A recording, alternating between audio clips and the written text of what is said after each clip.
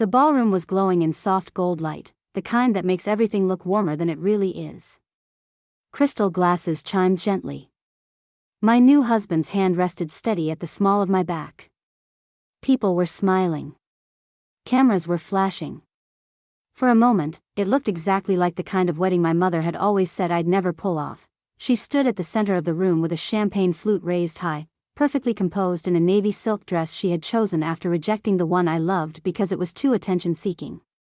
Her smile was radiant. Controlled. Practiced. To my daughter, she began, her voice smooth and bright enough to carry across the room. I felt my shoulders tighten.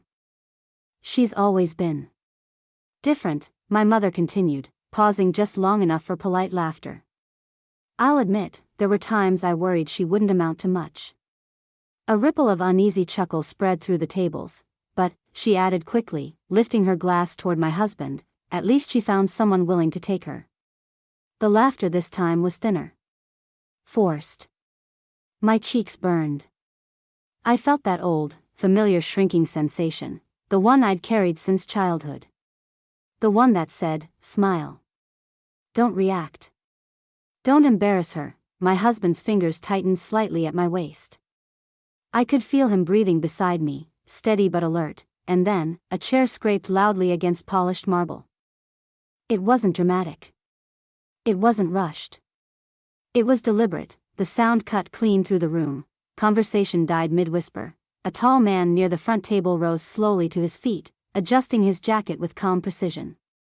Federal Judge Thomas Whitaker. A family friend of my husband's parents.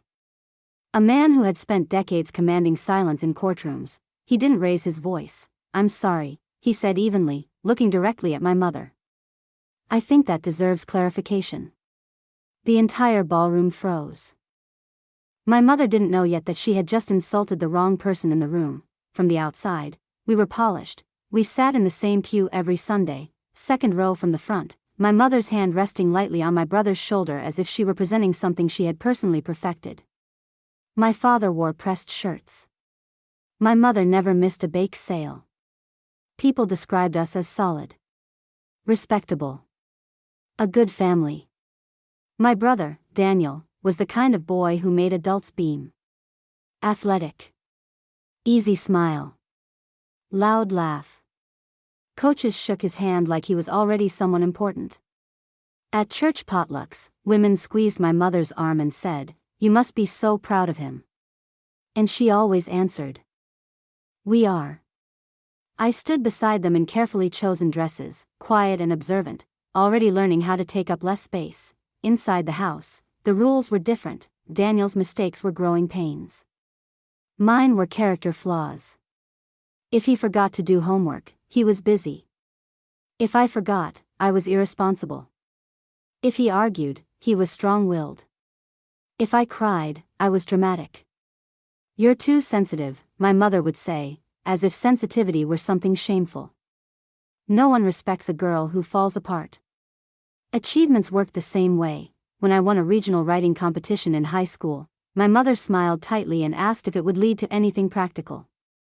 That same week, Daniel scored 2 goals in a junior varsity soccer game, and she called every relative we had. My certificate sat on the kitchen counter for 3 days before it disappeared into a drawer. His photo went on the mantel. From the outside, we were polished. Inside the house, love was performance-based. My mother cared deeply about appearances. The right friends. The right stories. The right version of events. If something didn't fit the image she wanted, she edited it. Softened it. Or erased it entirely. When neighbors asked about me, she'd say, "Oh, she's still figuring things out." Even when I wasn't, my father rarely corrected her. He avoided conflict the way some people avoid storms, by pretending the clouds weren't there. If my mother redirected praise from me to my brother mid-conversation, he would clear his throat, shift in his chair, and let it happen. Peace mattered more than fairness, and I learned very early that in our house, being loved meant being impressive, but only in ways that didn't outshine the wrong person. It wasn't one big moment that shaped me, it was repetition. By the time I graduated high school, I already knew how the script worked. My ceremony was scheduled for a Friday evening. Caps, gowns, speeches, the usual milestones. But Daniel had a regional playoff game that same night. Not varsity. Not championship. Just a qualifying round. We'll try to make both, my mother said, already dressed in his team colors. They stayed for the first 30 minutes of my graduation. Just long enough to take pictures while my name was still somewhere near the beginning of the alphabet. My father checked his watch twice. My mother whispered, "We can't be late for Daniel." When my name was called. Their seats were empty. Later that night, I sat at the kitchen table holding my diploma while my mother replayed highlights from Daniel's game on her phone. "You understand," she said lightly. "His opportunity window is smaller. Mine, apparently, was expandable." College acceptance felt similar. When I got into Northwestern with a partial academic scholarship, I called home shaking with excitement. I had worked for that. Late nights. Essays rewritten until my eyes blurred. Teachers who believed in me when I wasn't sure how to believe in myself. My mother paused on the phone and said, "Chicago is expensive. Are you sure that's realistic?" Then, after a beat, "Your brother's coach says he might get recruited next year." That could really put us on the map. Put us on the map. My acceptance letter became practical discussion. Daniel's potential became family pride. The pattern didn't stop when I graduated college. It just got quieter. When I landed my first investigative reporting job, I mailed my parents a copy of the newspaper with my byline circled. My mother called 3 days later and said, "Be careful with those kinds of stories. You don't want to create controversy. People talk." When I won a regional journalism award, she told neighbors I worked in media administration. When relatives asked what I covered, she'd smile vaguely and say, "Oh, she does office work for a paper." Office work. It was easier for her to shrink my accomplishments than to explain them. On social media, the contrast was sharper. Daniel's achievements were documented in albums. Promotions at the dealership. New car deliveries. Smiling selfies at conferences. I appeared in the background occasionally, cropped at the shoulder, tagged incorrectly, or not at all. Once, after one of my investigative pieces was cited in a city council hearing, I posted a quiet photo of the article online. My mother commented publicly, "So proud of both my children finding their paths. Red Heart Daniel has been working so hard too." It wasn't cruel on the surface, that was the genius of it. It was erosion, not explosion, and threaded through everything was the same warning: do not embarrass us. If I corrected her exaggerations about Daniel, I was being negative. If I clarified what I actually did for work, I was drawing attention. If I reacted to a subtle jab, I was too sensitive. Over time, something in me adapted. I became hyper-aware of tone. Of timing. Of how much space I was taking up in a room. I learned to read micro-expressions the way some people read headlines. I overachieved quietly. I apologized reflexively. I laughed at jokes about myself before anyone else could. Success became a private achievement, not a shared one. But the wedding felt different. A wedding isn't subtle. It's not background. It's public and ceremonial and unapologetically visible. And somewhere beneath the lace fittings and seating charts, a small, old fear kept tapping at my ribs. What if she uses the microphone? What if, on the one day I can't shrink quietly, she decides to remind everyone who she thinks I am? I told myself she wouldn't. But history had never been on my side. Wedding planning has a way of exposing fault lines you didn't know were still active. At first, my mother presented herself as helpful. Efficient. Organized. "You'll thank me later," she said when she took over vendor calls I hadn't asked her to make. The first disagreement was the dress. I chose something simple, fitted, elegant, understated. When I stepped out of the fitting room, my mother's smile faltered for half a second before she recovered it. "It's pretty," she said carefully. "But are you sure it's flattering? You don't want to look overwhelmed." Overwhelmed. It sounded like concern. It landed like correction. I kept the dress anyway. Then came the guest list. My fiancé and I wanted a smaller ceremony. Close friends. Immediate family. People who actually knew us. My mother scanned the draft list and frowned. "You're not inviting Daniel's regional manager?" she asked. I blinked. Why would we? It's about relationships, she said smoothly. Optics matter. You never know who could be useful later. Useful. It wasn't about celebrating love. It was about expanding the audience. When I gently reminded her that this was our wedding, not a networking event, she sighed. I'm just trying to elevate things. I don't want people thinking this is small. Small. The word followed me through seating charts and floral decisions. Then there were the comments about my husband. Ethan is steady in a way that feels almost radical when you grow up around volatility. He listens. He thinks before he speaks. He doesn't perform. My mother studied him the way someone evaluates a long-term investment. He's quiet, she said once while we were finalizing catering. Are you sure he's ambitious enough for you? I almost laughed. I had spent my entire life being told I was too much and not enough in the same breath. Now I was being warned not to marry someone who wasn't impressive enough. He makes me feel safe, I said simply. She tilted her head. Safety isn't everything. That was the moment I realized she didn't understand what mattered to me at all. As the wedding day approached, the question of speeches surfaced. Traditionally, it would be the best man and the maid of honor. Clean. Simple. But my mother brought it up at Sunday dinner. I assume I'll be speaking, she said, not asking. I hesitated. Ethan glanced at me. He knew the history. We were keeping it short, I said carefully. My father cleared his throat from the head of the table. Let her have her moment, he murmured. It's a big day for her too. For her, I felt 12 years old again, negotiating space in my own life. My mother smiled, satisfied. Don't worry, she said. I'll keep it light.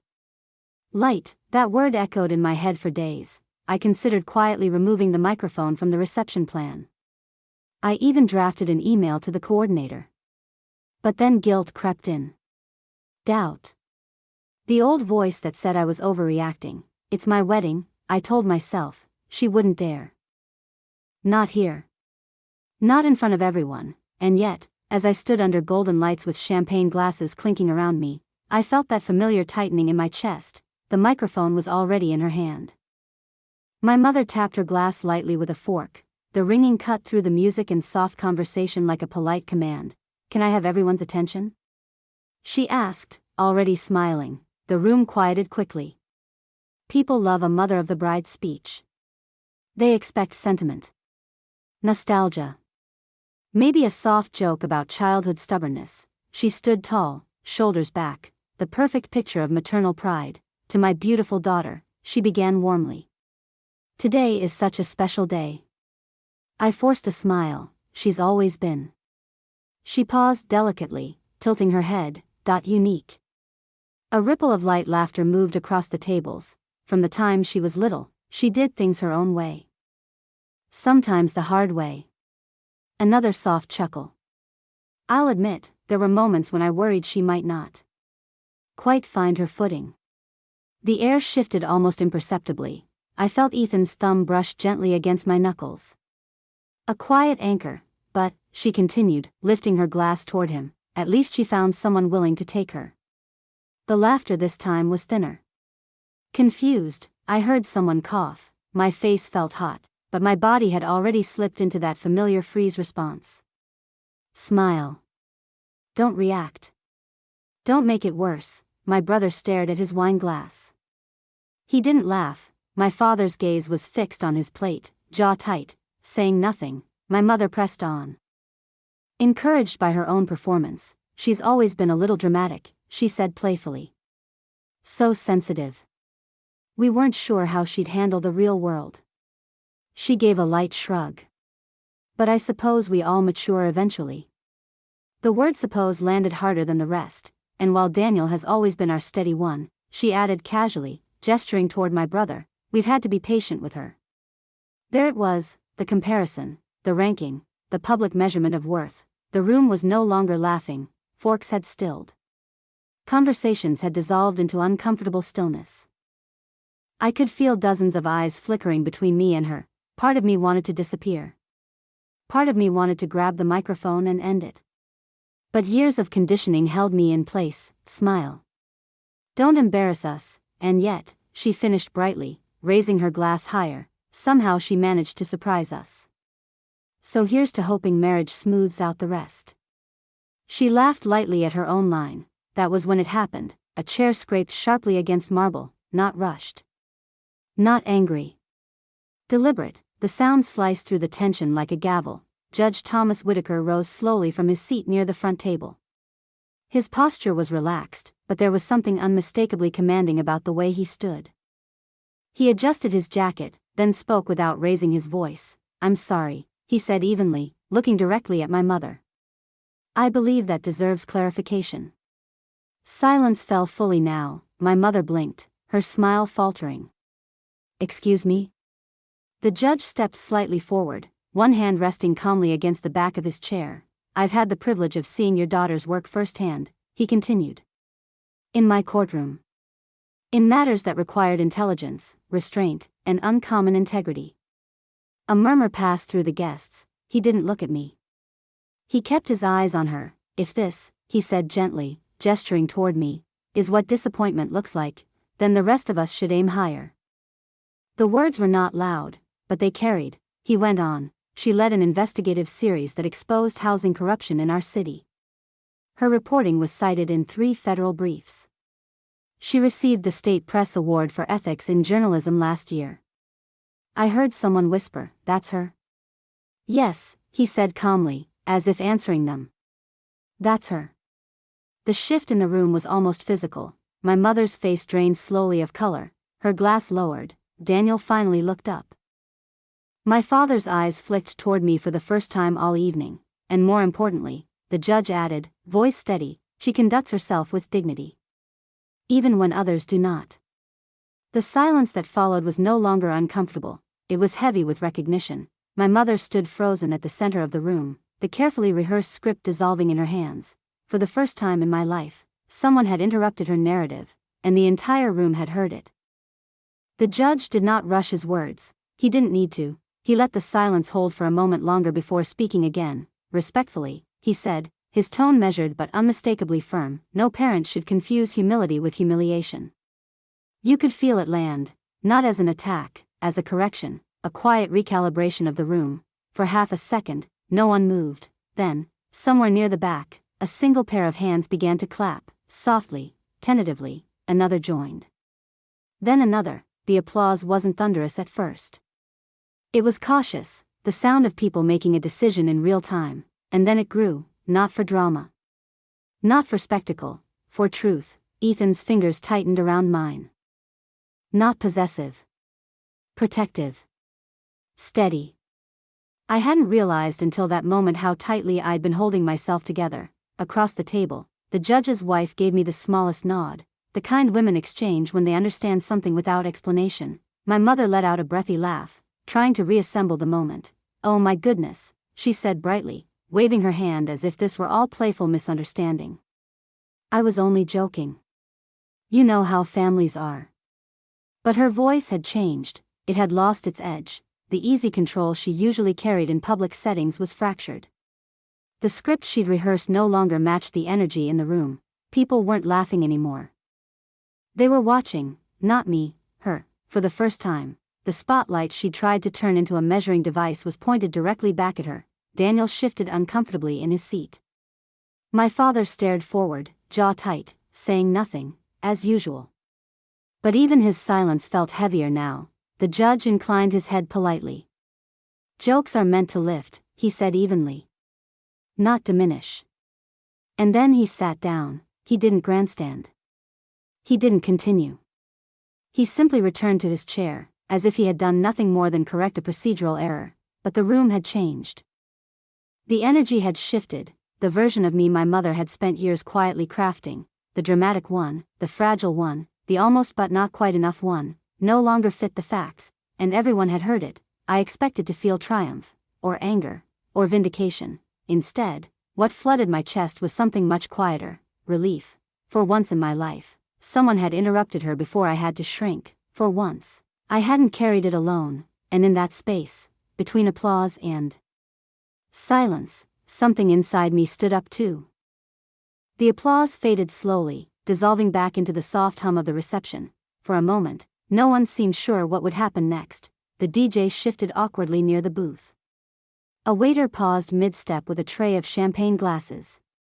My mother stood at the center of the room, still holding the microphone, as if it had suddenly grown heavier in her hand. Then I stepped forward, not abruptly. Not defensively, just forward. "May I?" I asked gently. She hesitated for a fraction of a second before passing it to me. The room went quiet again. I didn't look at her. I looked at Ethan, at our families. At the people who had traveled across states and time zones to sit in this room with us. "Thank you," I began, my voice steadier than I expected. "To everyone who came tonight. To the people who have supported us, encouraged us, and believed in us." I felt something settle inside my chest as I spoke. "I've learned," I continued carefully, "that the people who matter most in your life aren't the ones who define you. They're the ones who see you clearly." A few heads nodded, and I am deeply grateful, I said, squeezing Ethan's hand, to have found someone who doesn't need me to be smaller to feel bigger. There was a soft ripple of understanding across the room. I didn't mention my mother. I didn't correct her. I didn't list achievements. I didn't need to. My life, I said simply, is built on truth, hard work, and the kind of love that doesn't keep score. My voice never rose. It didn't have to. I raised my glass. To building a home where everyone at the table is valued. The applause that followed felt different, warmer, more certain, and as I handed the microphone back to the coordinator, I realized something that had nothing to do with the judge, or the guests, or even my mother. I was not what she called me. I had never been, and for the first time, I didn't feel the urge to prove it. The power had shifted, not because she had been silenced, but because I no longer needed her approval to stand tall. The reception thinned out slowly, music softened. Guests filtered toward the exits. Hugs lingered a little longer than usual. I had just stepped outside for air when I heard my name, sharp, controlled, "Emily." I turned. My mother stood near the edge of the terrace, heels clicking against stone. Her smile from earlier was gone. In its place was something tighter. Thinner. "You embarrassed me," she said quietly, but the accusation was sharp. There it was. Not "Are you okay?" Not "That got out of hand." "You embarrassed me." I felt something strange in that moment. Not anger, clarity. "No," I said evenly. "You tried to embarrass me. Someone corrected you." Her eyes widened slightly. "It was a joke," she snapped. "People joke at weddings. You've always taken things too personally." I didn't raise my voice. "Jokes are funny," I replied. "That wasn't." She crossed her arms. Defensive now. "I was trying to be light." "You're so dramatic." For years, that word would have hooked into me. "Not tonight. You don't get to call me small anymore," I said calmly. The words didn't echo. They didn't need to. Her posture shifted, just slightly. "I have supported you your entire life," she said, but the confidence behind it was thinning. "You supported an image." I answered. "Not me." Silence stretched between us. My father stood a few feet behind her, hands in his pockets, staring at the ground. He didn't interrupt. He didn't defend either of us. He never did. "If we're going to have a relationship," I continued, my voice steady, "it won't be built on public humiliation disguised as humor. It will be built on respect." She opened her mouth, then closed it. For once, she didn't have a quick response. Because I wasn't fighting. I wasn't crying. I wasn't shrinking. I was done negotiating my worth. "You embarrassed yourself tonight," I added softly. "Not me." That was the moment something shifted in her eyes. Not rage, not even shame, recognition. And for the first time in my life, I walked away from her without feeling smaller. Time did what time always does. It softened the sharp edges of that night, but it didn't erase them. In the weeks that followed, my mother was quieter. Polite in public. Careful with her words. The casual jabs disappeared. The comparisons stopped. If she noticed my work mentioned somewhere, she no longer redirected the conversation. We didn't become suddenly close. We became clear, and clarity, I've learned, is